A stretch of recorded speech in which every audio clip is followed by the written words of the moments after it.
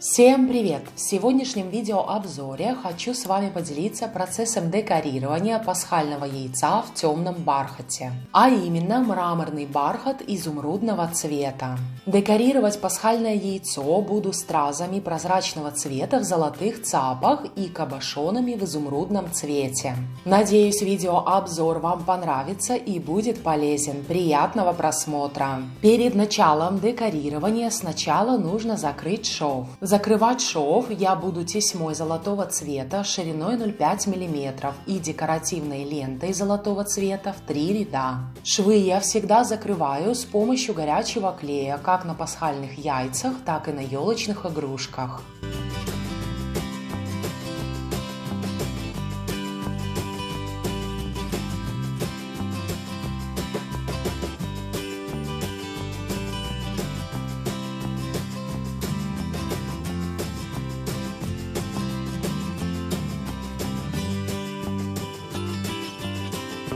После того, как шов на пасхальном яйце в бархате закрыт, теперь можно приступать к следующему этапу. Нужно украсить край декоративной ленты с лицевой стороны цепью со стразами. И теперь для проклейки цепи я буду использовать клей B6000.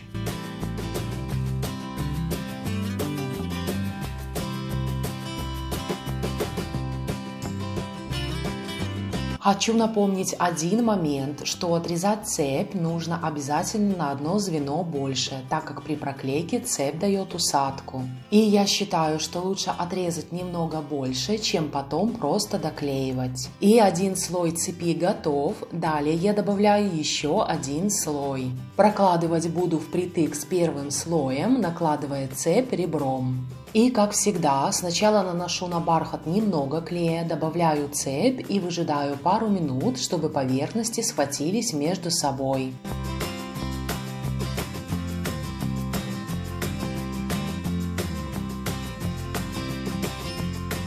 И вот такая красота уже получается, все приклеено аккуратно и ровно. И самое главное, что клей нигде не выступает. Теперь пасхальное яйцо полностью готово для декорирования его стразами. Далее в видео я покажу вам примерный узор из страз, который я буду выкладывать на пасхальном яйце, на лицевую сторону и на обратную сторону яйца.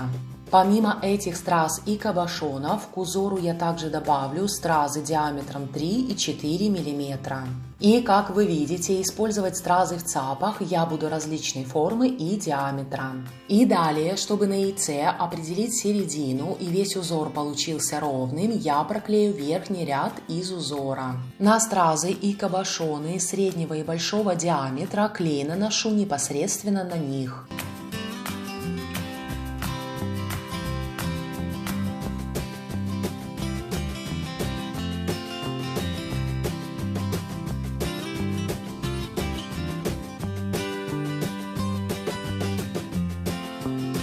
После того, как проклеен верхний ряд, далее начинаю проклеивать боковые узоры.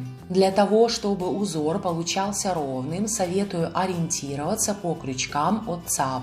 Ну а если у вас есть сомнения по поводу выкладки узора, тогда я советую ставить разметки. И сначала я проклеиваю узор с одной стороны, а затем перехожу ко второй. И далее в видео я покажу вам уже готовый узор с двух сторон. Сюда останется добавить только стразы диаметром 2 и 3 мм, но это я буду делать в конце. А сейчас нужно добавить узор на середину яйца. И хочу поделиться маленьким советом. Для того, чтобы клей не вылез при нажатии из-под стразы, наносите его, не доходя до краев.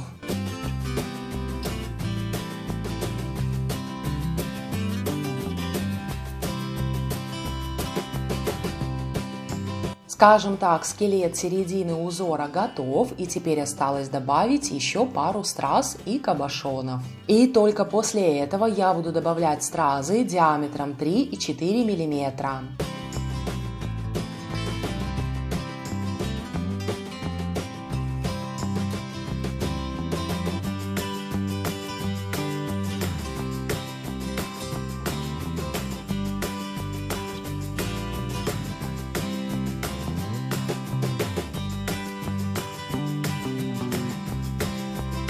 Пасхальное бархатное яйцо уже очень красивое, но остались последние штрихи. Клеить стразы этого диаметра я буду с помощью стилуса.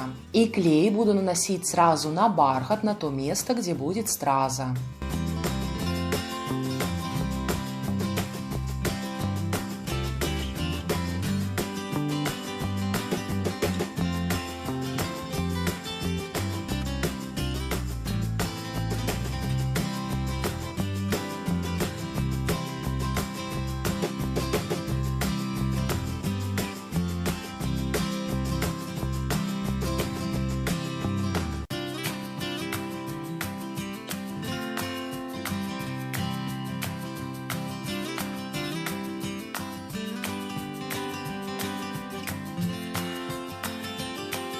Весь узор готов на лицевой стороне пасхального яйца. Смотрится все красиво, и благодаря добавлению мелких страз узор смотрится завершенным. Теперь осталось добавить узор из страз на обратную сторону пасхального яйца.